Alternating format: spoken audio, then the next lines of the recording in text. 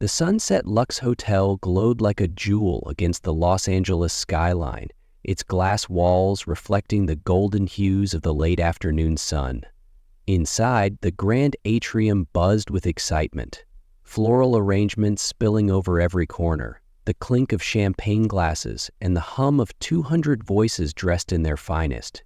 At the heart of it all stood Elena Harper, 28 years old, a rising star in the interior design world. She smoothed the fabric of her wedding gown, a stunning cascade of ivory silk that hugged her frame just right and caught her reflection in a nearby mirror. She looked like a dream, even if she'd spent weeks agonizing over every detail of this day. This wasn't just any wedding. This was the wedding. Elena had poured her soul into designing the space. Every chandelier, every velvet chair, every petal on the aisle runner was her vision brought to life. And soon, she'd walk down that aisle to marry Ethan Brooks, 32, the charismatic real estate mogul who'd swept her off her feet 2 years ago. Ethan was everything her family had ever wanted for her. Successful, charming, and loaded. Her mother had practically orchestrated the match, whispering about legacy and security over Sunday brunches. Elena didn't mind. She loved him, or at least she thought she did. She adjusted the diamond studs in her ears, a gift from Ethan, and glanced at the clock. He was late. Not terribly late, but enough to make her stomach flutter with nerves. "He's probably stuck in traffic," she murmured to herself, forcing a smile. Ethan was always busy, closing deals, shaking hands, building his empire. But he'd promised her this day would be perfect, and she believed him. Around her, guests mingled, her clients, his investors, her mother in a sharp navy dress chatting up some bigwig. Everything was falling into place. Elena took a deep breath, her heart racing with anticipation. In just a few minutes, the music would swell, the doors would open, and Ethan would be there, ready to make her his wife. She couldn't wait to see the look on his face when he saw her. This was her moment, her fairy tale beginning. Or so she thought. The string quartet struck up the first notes of the processional, a soft melody that filled the Sunset Lux's atrium like a warm embrace. Elena's heart leapt. She turned toward the double doors at the far end of the room, her hands trembling slightly as she gripped her bouquet of white roses. This was it. Any second now, Ethan would step through those doors, his signature grin lighting up his face, and they'd start there forever. The guests hushed, all eyes shifting toward the entrance. Elena held her breath. The doors swung open with a dramatic creak, and there he was, Ethan Brooks, tall and sharp in his tailored black tux. But something was wrong. He wasn't alone. Clinging to his arm was a woman. Chloe Evans, 27, a bombshell model whose face Elena had seen plastered across billboards and Instagram ads. Her crimson dress hugged every curve, a stark contrast to Elena's soft, ivory gown. The room froze. A glass clinked somewhere, too loud in the sudden silence. Elena's smile faltered. "Ethan?" Her voice came out small, barely a whisper. He stopped a few feet from the altar, Chloe smirking beside him like she'd just won a prize. Ethan's eyes met hers, cold, detached, not a trace of the warmth she'd fallen for. "Elena," he said, his tone flat, "this isn't happening." The words hit her like a punch to the gut. She blinked, her mind scrambling to catch up. What? What do you mean?"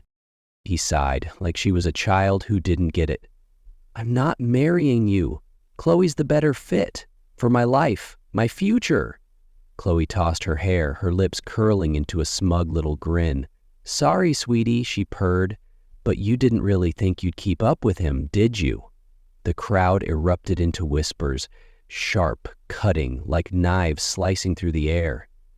Elena's knees wobbled.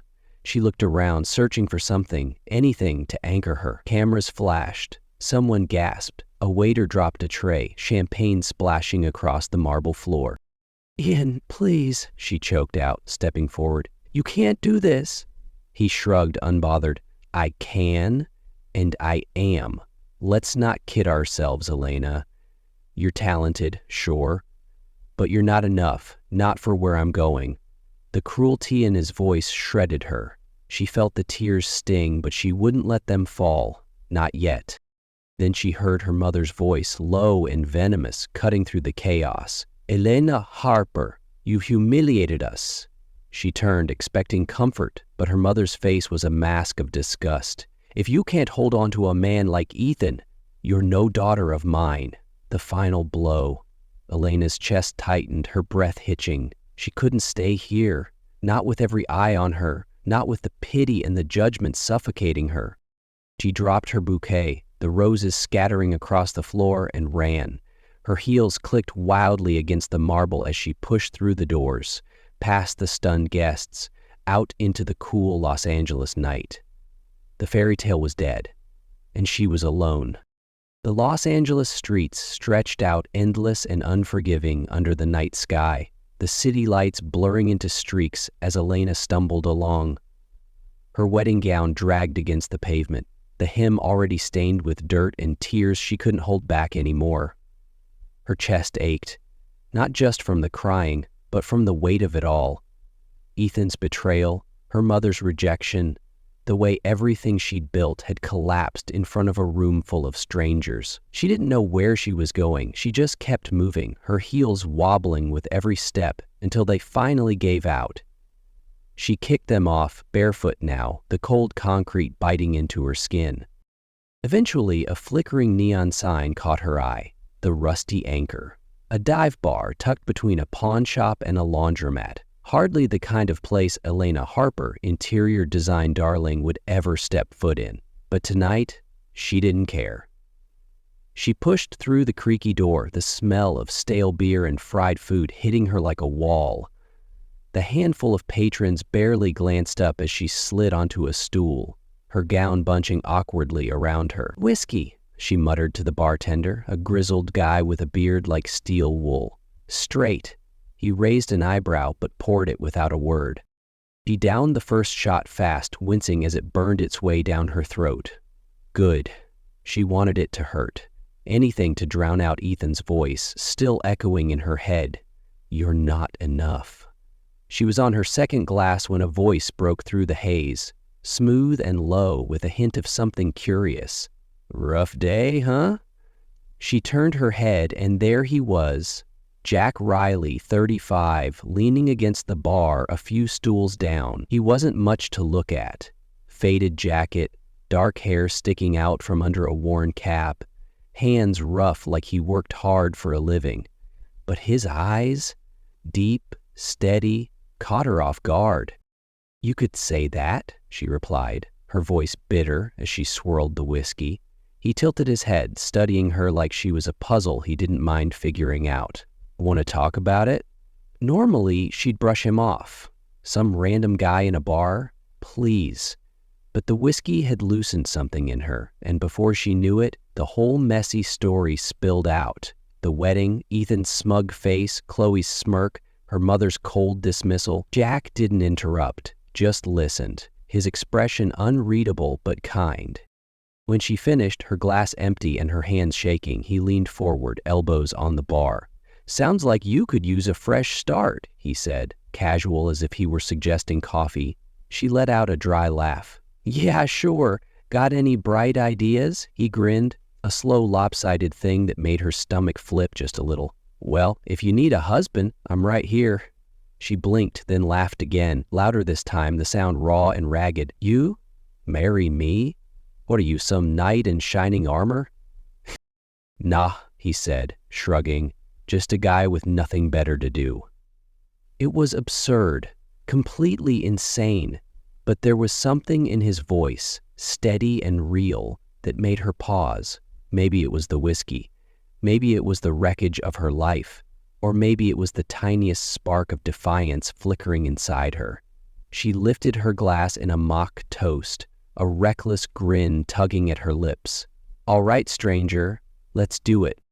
Half an hour later, they were standing in a tacky little chapel off Sunset Boulevard, neon hearts glowing behind a bored officiant. Jack slipped a cheap silver ring, probably from a vending machine, onto her finger, and Elena Harper became Elena, whatever his last name was. She didn't even know, and somehow that felt like the most freeing thing of all. Elena woke to the sound of a dripping faucet and the faint smell of burnt toast. Her head pounded like a drum, and for a split second, she thought she was still in her sleek downtown LA loft. Silk sheets, floor-to-ceiling windows, the hum of her espresso machine. Then she opened her eyes. The ceiling was cracked, yellowed plaster staring back at her. She bolted upright, clutching a scratchy blanket, and there it was, a cheap silver ring glinting on her finger. Her stomach dropped. She turned her head slowly, half praying it was a dream, and saw him. Jack Riley, sprawled across the other side of a lumpy mattress, one arm flung over his face, snoring softly in a faded t-shirt. "Oh my God," she whispered, pressing her hands to her temples. She'd married a stranger, a janitor. The night came rushing back. Ethan's betrayal, the whiskey, Jack's ridiculous proposal. She stumbled out of bed, her bare feet hitting cold, creaky floorboards, and took in the tiny apartment. Peeling wallpaper, a couch with a spring poking out, a kitchenette barely big enough to turn around in. This wasn't her life. This couldn't be her life. Jack stirred, blinking awake. "Morning, wife," he said, his voice rough with sleep, a lazy grin spreading across his face. Elena groaned, burying her face in her hands. "Please tell me this is a nightmare." He chuckled, rolling out of bed and stretching. "Nope, you're stuck with me now. Coffee?" She glared at him, but her stomach growled, betraying her. She nodded grudgingly. Over the next few days, reality hit hard. Elena Harper, who'd once designed penthouses for millionaires, was now scrubbing dishes in a chipped sink because Jack didn't have a dishwasher. She fumbled with a second-hand iron, scorching one of her last good blouses, while Jack laughed from the couch. "You'll get the hang of it, princess," he teased, flipping through a dog-eared paperback. She shot him a look that could have melted steel, but he just smirked. The worst part? Money, or the lack of it. Her bank account was frozen, her mother had cut her off, and Ethan had made sure her clients knew she was unreliable after the wedding fiasco. She trailed Jack to a dingy grocery store, reaching for a bottle of artisanal. Still, Jack wasn't what she'd expected. He didn't gloat or judge her clumsiness. When she burned their first attempt at spaghetti, the kitchen filling with smoke, he didn't yell. He just opened a window, ordered cheap takeout, and handed her a fork with a shrug.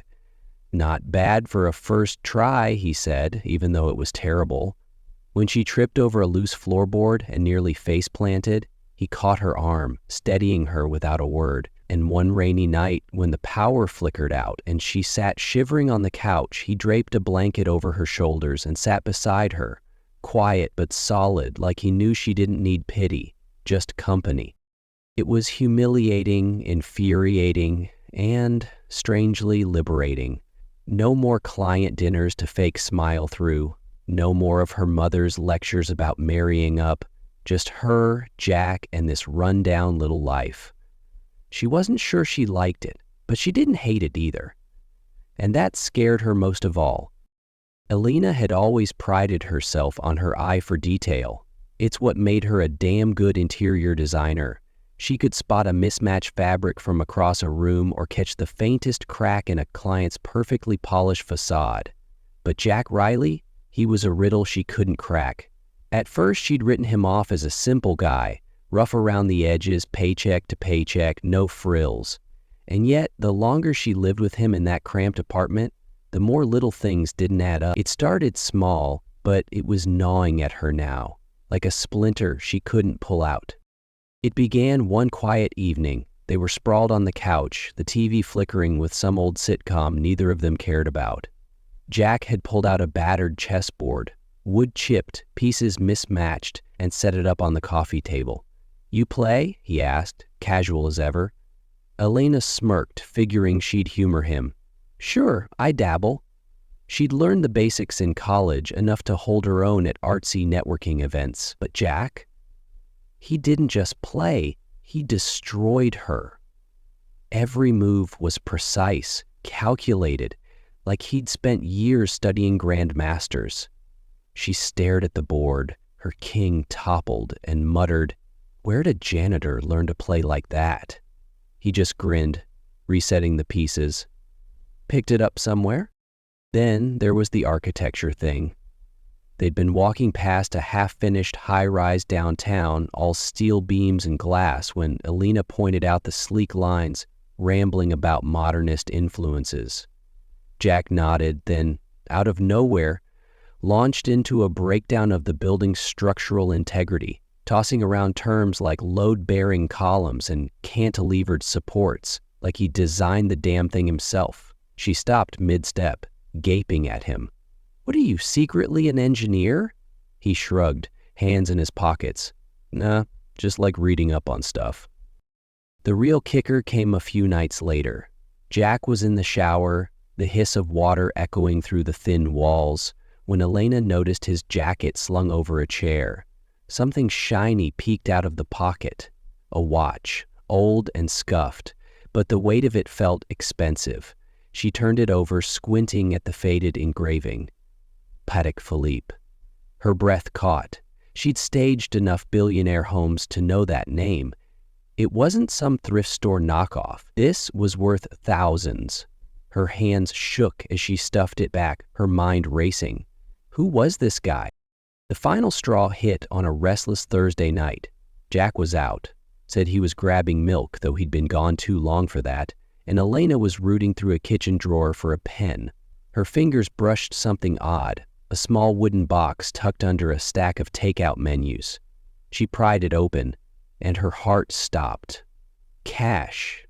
Stacks of crisp $100 bills, at least 20 grand, maybe more. She flipped through them, her pulse hammering. They'd been pinching pennies for groceries, arguing over a $5 pizza, and he had this just sitting here? The front door clicked open. She slammed the box shut, spinning around as Jack stepped in, a grocery bag in one hand. He froze, his eyes flicking to the drawer, then back to her. "Looking for something?" His voice was calm, but there was an edge to it. Elena's mouth went dry. "Jack? What the hell is this?" She yanked the box out, holding it up like evidence. "Where'd this come from?" He set the bag down, slow and deliberate, then leaned against the counter, crossing his arms. That damn smirk of his crept back. "Does it matter?" "Of course it matters." Her voice cracked, louder than she meant it to. "We're scraping by, or I thought we were, and you've got a fortune stashed in a drawer? What are you, some kind of drug dealer?" His smirk faded, just for a second, and something flickered in his eyes. Hurt, maybe, or frustration. He stepped closer, his voice low. "It's not what you think, Elena." She swallowed hard, her chest tight. "Then tell me what it is. Are you in trouble? Are we in trouble?" He ran a hand through his hair, exhaling sharply. "I'm not a criminal, if that's what you're getting at." "Then why the secrets?" She pressed, her hands trembling. "You act like we're broke, but this," she shook the box, "this says something else." He met her gaze, steady and unreadable. "Trust me, Elena. You'll understand soon." She scoffed, stepping back. "Trust you? How am I supposed to trust you when you're hiding shit like this?" Jack's jaw tightened, but he didn't snap back. Instead, he turned, grabbed his jacket, and headed for the door. "Think what you want," he muttered. "I'll be back." The door clicked shut behind him, leaving her alone with the box, the cash, and a sinking feeling she'd married someone she didn't know at all. Was he a liar, a crook, or something else entirely? She wasn't sure she wanted the answer, but she needed it. Elena couldn't sleep that night. The apartment felt too small, the air too thick with questions she couldn't shake. Jack hadn't come back after their fight. Hours had passed since he'd walked out, leaving her with that damn box of cash and a head full of doubts. She paced the creaky floorboards, replaying every odd moment, The chess moves, the architecture rants, that ridiculously expensive watch, none of it fit the janitor she thought she'd married. She needed answers, even if they scared her. She started digging. Jack kept his stuff sparse, clothes, a few books, a beat-up toolbox, but there had to be something. She rifled through the bookshelf, flipping through faded paperbacks until one caught her eye, an old copy of The Great Gatsby, its spine cracked like it'd been read 100 times. As she pulled it out, something slipped from between the pages. A folded piece of newsprint, yellowed and fragile. Her hands shook as she smoothed it out. The headline hit her like a freight train. Tech tycoon vanishes, the mystery of Jackson Carter Pierce. Below it, a grainy photo of a younger Jack, no cap, no scruff, but those same piercing eyes staring back at her. Her breath caught. She sank onto the couch, scanning the article. Jackson Carter Pierce, 35, sole heir to Pierce Innovations, a tech empire worth billions, AI software, smart cities, you name it. 5 years ago, he'd walked away from it all after a messy family fallout, his father's corruption exposed, his mother begging him to take over anyway. He'd refused, disappeared without a trace. The article called him a ghost. Elena's stomach twisted. This wasn't some random guy. This was her husband. The door creaked open. Jack stepped in. Jacket slung over his shoulder and stopped dead when he saw the paper in her hands. For once, he didn't smirk. "Elena," he started, but she cut him off, standing up fast. Jackson Carter Pierce. The name hung heavy between them. His shoulders slumped slightly, like he'd known this moment was coming. "Where'd you find that?" he asked, voice quiet. "Doesn't matter," she snapped, her emotions boiling over. "Is it true? You're a billionaire?" He sighed, rubbing the back of his neck, and nodded. "Yeah, it's true."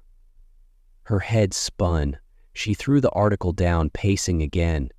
"You lied to me, Jack, or Jackson, or whatever the hell your name is. You let me think you were just some broke janitor when you've got billions sitting somewhere." He stepped closer, hands up like he was trying to calm a storm. "I didn't lie. I just didn't tell you everything." "That's the same damn thing," she shouted, tears pricking her eyes. "Why? Why play this game with me?" He looked at her then, really looked at her, and the mask he'd been wearing, the easygoing, teasing Jack, slipped away. "Because I didn't want you to see me as a paycheck," he said, his voice raw. "I've spent my whole life surrounded by people who only cared about what I could buy them. Cars, houses, power. When I left that world, I swore I'd find something real. Then I met you." Elena froze, her anger faltering. "Me?" He nodded, stepping closer still. "You were a mess that night. Broken, angry, real.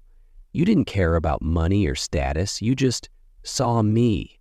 I wanted to know if that could last, if someone could love me without knowing who I was." His words hit her hard, cracking open something she didn't want to feel. She thought of Ethan, how he'd measured her worth in dollar signs, how her mother had sold her out for prestige, and here was Jack, hiding a fortune to find something she hadn't even known she could give. "Why didn't you just tell me?" she whispered, her voice breaking. He reached out, brushing a tear from her cheek. "Because I was scared you'd walk away, or worse, stay for the wrong reasons." She looked into his eyes, seeing the man she'd laughed with over burnt spaghetti, the one who'd caught her when she fell. Billionaire or not, he was still Jack, and that scared her more than any lie. The truth hung between them for days, heavy and unspoken. Elena didn't know what to feel, anger, relief, maybe something softer she wasn't ready to name. Jack gave her space, sleeping on the couch, his usual teasing replaced by quiet glances. But one evening, he showed up at the apartment door with a key in his hand and a nervous smile. "Come with me," he said. She hesitated, then followed him. To a private dock where a sleek yacht bobbed under the LA sunset. Her jaw dropped. "Jack, what is this?" He led her aboard, the deck strung with fairy lights, a table set with candles and roses. "I owe you a real proposal," he said, and before she could argue, he dropped to one knee, a velvet box in his hand. The ring inside sparkled, a simple diamond, elegant, not flashy. "Elena Harper, I don't want you to marry the billionaire or the janitor, just me, will you?" Her heart pounded. She thought of the bar, the whiskey, the way he'd seen her when no one else did. "Yes," she whispered, and he slid the ring on, pulling her into a kiss that felt like coming home. Months later, they stood together at a gala. Not some stuffy high society affair, but one they'd built. Elena had poured her design skills into a foundation for women like her, abandoned, rebuilding, starting over. Jack funded it, but it was her vision, her purpose. The room glittered with hope, guests raising glasses to their cause. Then a voice cut through the crowd. "Well, look at you now." Elena turned, and there was Ethan, his suit wrinkled, his confidence gone. Beside him, Chloe fidgeted, her designer bag a knockoff. Word was his latest deal had tanked. Karma, Elena figured. "Moved up, huh?" Ethan sneered, but it was hollow. Chloe smirked. "Hope it lasts." Elena just smiled, calm. "I heard about your company. Tough break." Jack stepped up, his voice cool. "Business is a gamble. One slip and it's over." Ethan's jaw tightened. Chloe tugged his arm, and they slunk off, shadows of who they'd been. Elena squeezed Jack's hand. "Think I should thank them?" He grinned. "For what? For dumping me," she said. "So I could find you." The years slipped by, and one golden afternoon, Elena sat on a private beach, a sun hat shading her eyes. Two little kids, Lila and Miles, their twins, squealed as they darted toward the waves, Jack chasing them with mock roars. He jogged back, sand on his knees, and dropped a kiss on her forehead. "Happy?" he asked, soft. She laced her fingers through his, watching their family. "More than I ever dreamed. Once, she'd lost everything, her career, her status, her pride. Now, she had a love that didn't need a price tag and a life that mattered." "You're my best choice," she murmured. He smiled. "Same." Elena's story wasn't about riches or revenge. It was about finding what's real. She'd turned heartbreak into hope, and with Jack, built something bigger than either of them. That was her true wealth. And that's Elena and Jack's story, a wild ride from a crashed wedding to a love that beat the odds. If their journey got you hooked, hit that like button. It means the world to us. Don't forget to subscribe and tap the bell so you never miss another tale of heartbreak, twists, and second chances. Share this with someone who needs a little hope today. We've got more stories coming your way, so stick around. Thanks for watching, and we'll see you in the next one.